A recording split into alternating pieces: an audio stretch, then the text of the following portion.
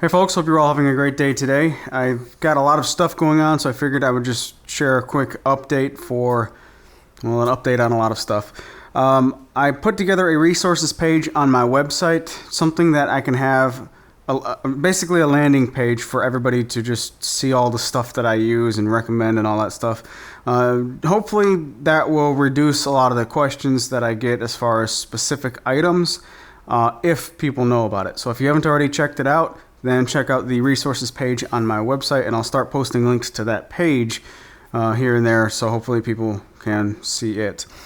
My planer cart follow-up. I don't know why this particular design. A lot of people had concerns that the planer is just way too heavy for a cantilever design. I disagree for several reasons. Number one, the actual design that I went with is a rather large mortise and tenon joint. And if you just take the side walls of the mortise and tenon joint into consideration, then that's basically like I think it was 2 inch by 2 inch, or it was 2 lap joints basically with the side walls. Then you also have the conflicting geometry of the top and bottom, or the side walls of the mortise and tenon, preventing it from moving otherwise. It's not a problem with the weight of the planer. It's been on there ever since the video. I've used cantilever designs in the past with several different applications, and as long as you have a really large glue joint, side grain to side grain glue joint, it's incredibly strong. The planer weighs, I think, 92 pounds plus putting wood through it. I think I've probably added another 50 pounds or so with the maximum amount that I've put through it. No problems whatsoever. Also take into consideration with that cantilever design, I put a piece of plywood on top, and that piece of plywood is screwed into the back leg, the vertical leg, and then also screwed into the front piece of the cantilevered arm. So if that glue joint was to fail and the arm was to pivot down, then essentially you're also, as it rotates down, stretching the plywood. So either A, the plywood is going to fail and split, which won't happen, or B, it's just going to rip the screws right out of the joint. I don't see either one of those happening. There's so much going on with the mortise and tenon joint, plus adding that top panel with the 2 different pinned locations with screws. I don't see it ever being a problem. A lot of people said it will, so if you are to build a design similar to that and you just don't trust it, add a little gusset on the inside or pin the mortise and tenon joints. There's a lot of very easy adjustments that can be made to make a cantilever design even more strong with very little effort. So I don't think that's that big of an issue, but it was a big issue in the comment section of that particular video. Let's see.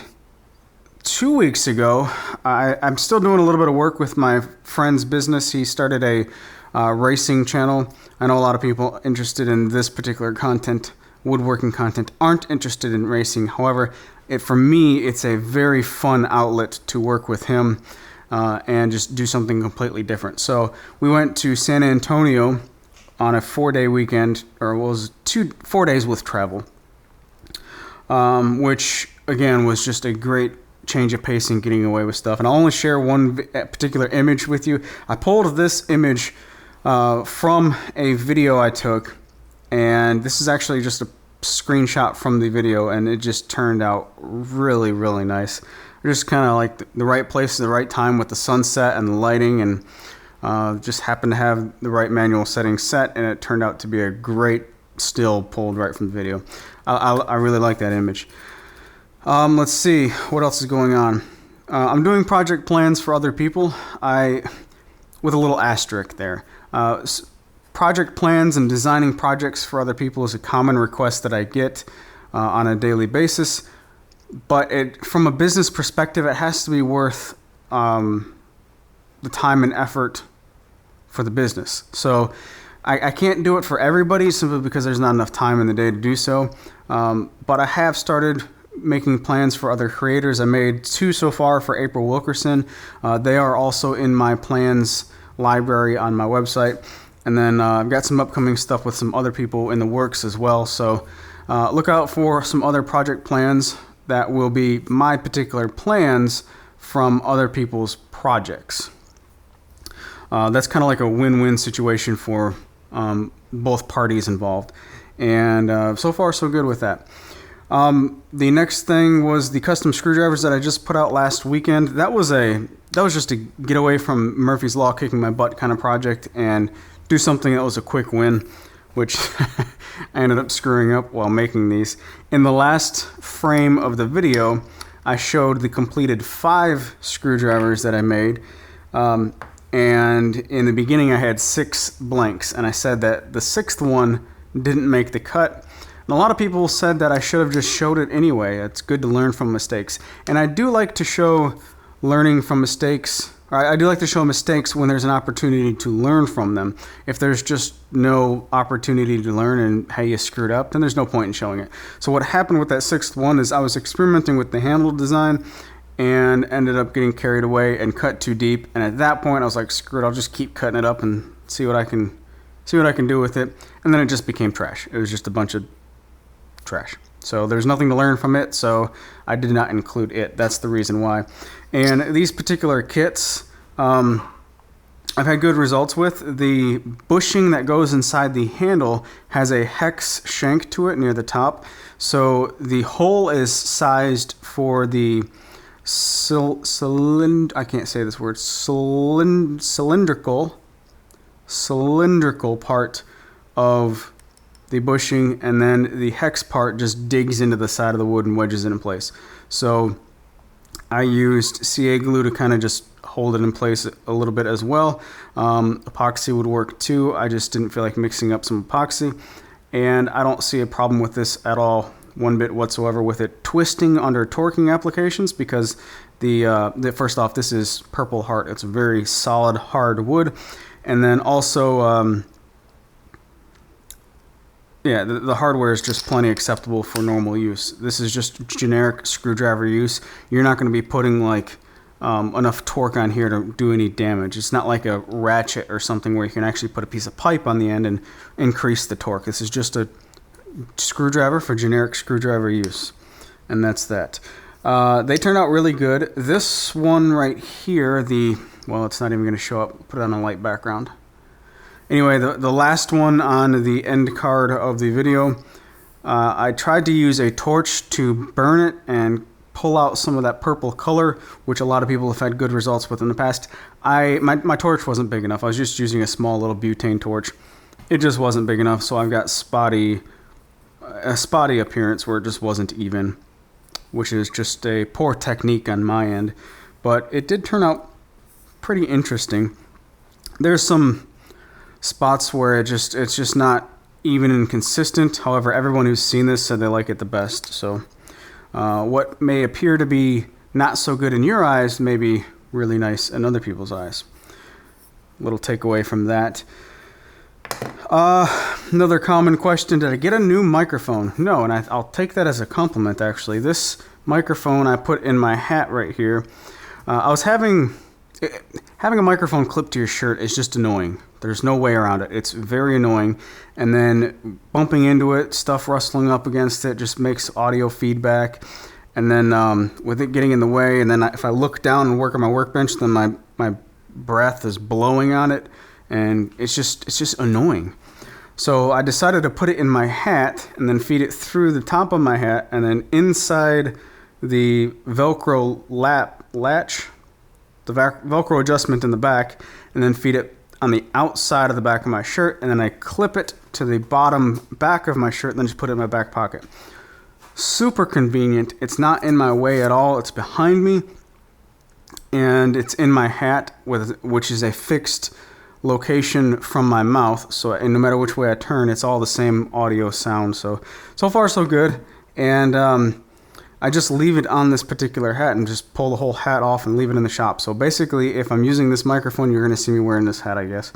So that was a lot of questions on the new microphone lately. It's not new, it's just hopefully sounds better. I also put out a video on better cuts with a sliding miter saw, just a little quick tip video talking about the cuts being better due to the direction of the cut, whether it's into the wood or out of the wood. If you haven't already seen it, I'll post a link to it down below. An update on my nose and sinuses. I still get questions on that. So in December, I had nose surgery for my sinus issue and all that good stuff. Fantastic. I've also been taking weekly injections at the doctor's office to reduce my allergies, which has helped tremendously.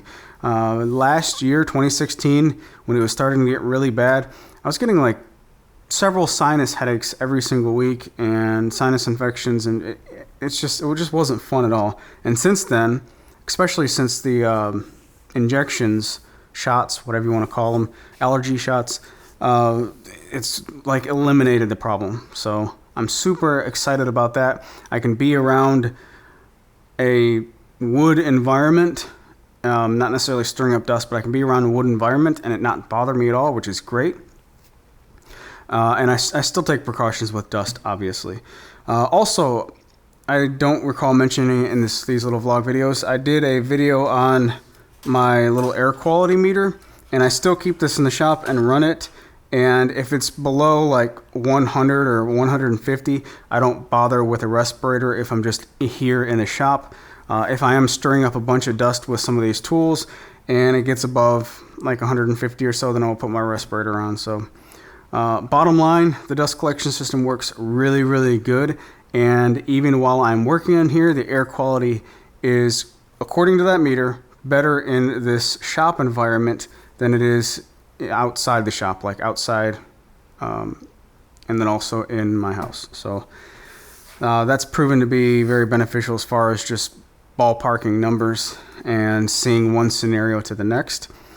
Also on this channel, I don't know, within the next couple days, I'm going to do publish an updated shop tour video at Sean Stone's shop. He changed some stuff around, and he did make some changes to the shop, which was better for his workflow. Wants to do some more changes, but we also took that time to experiment with audio. I tried to do a 2-microphone audio setup that records right into the camera, so I don't have to do any synchronizing in post or anything like that. And it was a win-win situation. We got another shop tour video with some changes, and then also confirmed that a couple little audio tweaks that I made really worked, and the audio sounds a whole lot better. So that'll be out sometime within the next day or two. And then also in the screwdrivers video, I mentioned that Murphy's Law has been kicking my butt.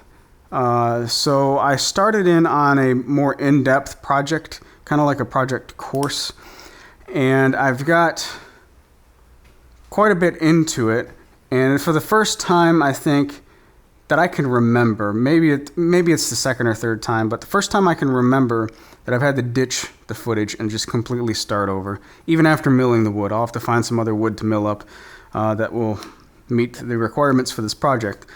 But